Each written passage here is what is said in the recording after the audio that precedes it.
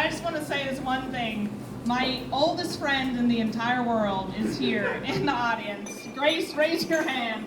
Everyone, look at my oldest friend. Yes, give her a round of applause. It takes a lot to sustain a relationship with me, but imagine sustaining it for almost 20 years of our lives.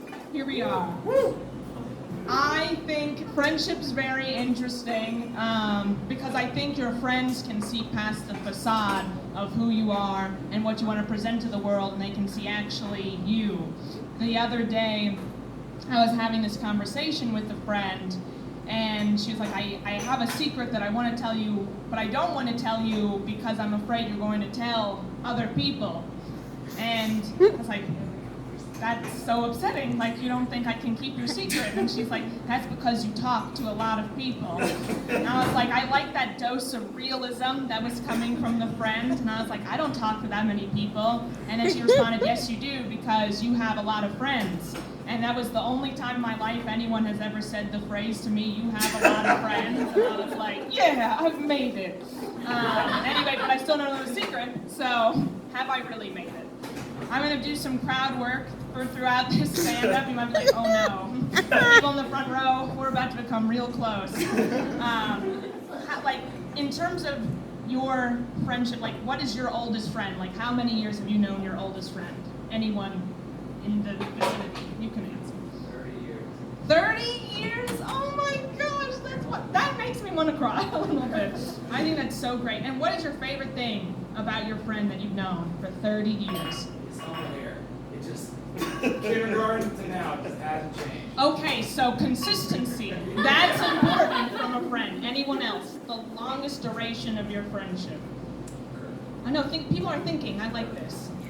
We're not 12 years. 12 years. I think. What is your favorite thing about your friendship of this particular friend? The good jokes, the good inside jokes. Okay, so you have like a long-lasting like repartee that you go back and forth with this person. Yeah. Communication's important. Everyone in the world can be broken into two categories. I don't care where you are or who you are. I mean, I want to know stuff about you, but at the end of the day, we can all be broken into two categories, which is people who are good at escape rooms and people who are not. So escape rooms are something that's becoming really, really even more popular than I ever thought possible. When I was a kid and I hung out with Grace, my great friend who's back there for over 20, I'm gonna keep plugging this. She's like, please stop talking about this. But there she is. We were like told, it's bad to be locked in a room. But now everyone's doing it willingly, and we pay so much money to get locked in rooms to escape it. I was in an escape room the other day, and the premise of the escape room was that a computer got upset and locked the doors and wouldn't let us out until we deactivated the computer. I'm like, this is a little too close to real life. It's like I can totally see a computer getting angry at me and be like, nope, you just have to sit in here. So I was in this escape room with 8 other people, and in a normal situation, I'm a pretty blasé person, but in escape rooms, the stress is amped up. So I'm like, all right, everyone, we need to break up, and we need to form pairs, and we need to get out of this room. And everyone's like, Stacey, you can calm down. This isn't real life. And I'm like, I want to escape the room. So we had an hour on the clock. The first thing that I thought would be logical was that 2 people were to read this newspaper clip that was conspicuously left out. By who, I don't know. I still don't know. And then I had everyone else break up and try to look for clues around. The big problem when we first got into the room was that the room had lost its power because the computer turned it off, so we had to open a circuit board and put a battery into it, but the batteries were all over the room. So we found the batteries, everyone, within like 30 minutes. That's half the time of the room. So I was like, all right, we need to work smarter, not harder. And then again, everyone's like, please calm down. When we were finally deactivating the computer with about 1 minute, 50 seconds to spare, the computer was like, why are you doing this to me? And I was like, oh no. The computer's appealing to like my sensitive side. You know those people in malls whose job it is to stand outside and they're like, hey, don't you want to talk to me? I'm always the person that's like, fine, I'll talk to you. What do I have to lose? It's so weird. It's like there are just people who just get you like that. Like the other day I was walking, I work on K and 14th, and I was walking up the street. This was like 2 weeks ago, if anyone remembers it. It was raining really hard. So I went out stupidly right in the middle of the rain, and I tried to cross the street, and a huge gust of rain came, and I slipped and fell.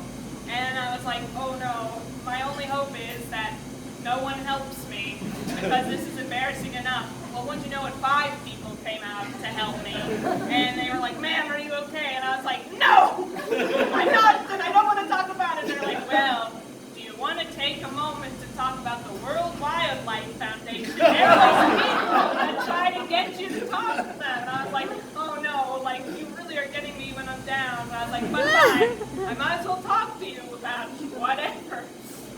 Wildlife. It was about the wildlife. Interesting stuff, the wildlife. Everyone, this looks like an audience of doers and go-getters. Does anyone have like a special talent or a skill? If you were not be doing this, you would be like, yeah, I do puzzles, or I don't know, throw something out.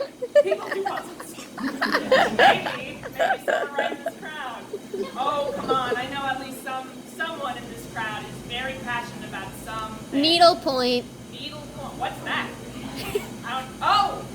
What old people do. Yes. That was, but I mean that in like the most complimentary way. Okay, so needlepoint. So can you describe exactly what that is? Because maybe it's not just what old people do. It is. Clearly it's not. It is exactly what you're thinking. So where you thread the needle. Take a circle and you thread a needle through a tapestry type. Yeah, and usually you just make like bibs for newborn babies, that kind of stuff. Wow. Okay. So you have to hope that a lot of people you know are having this. Well, there you go. Yeah. I didn't even know that people still did that, but that's great. Something I'm very passionate about is recycling, and recycling correctly. A lot of people don't recycle correctly, which is always like, come on, people, like, let's just wash these fucking containers out.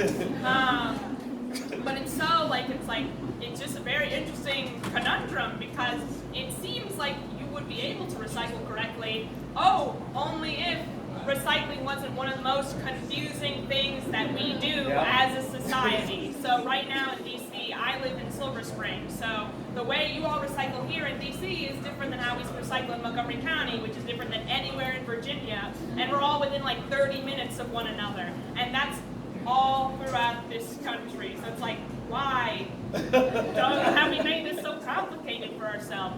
But I think one thing that really unites humanity is the fact that we tend to make things more complicated than it needs to be. Like, do you remember back 15 years ago, everyone was saying this phrase, Avril Lavigne said this phrase, but she was like, why do you have to go and make things so complicated? I think that myself and not other people am the one making things more complicated than it has to be. In the past 18 months, we've had several scares of E. coli in romaine lettuce.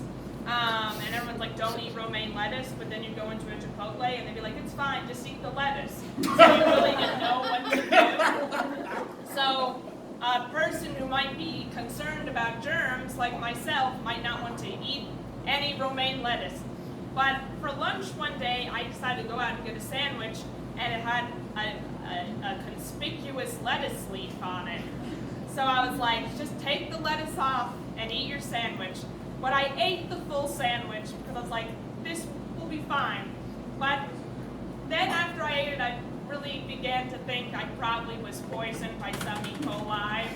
And then I started really thinking about it, and I was like, oh no, E. coli's in and around my body.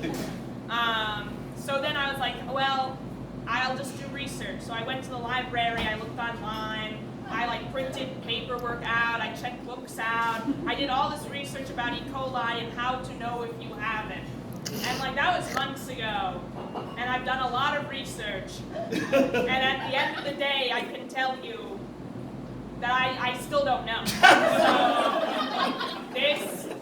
this I'm at, everyone. But I'd like you to keep on thinking about that.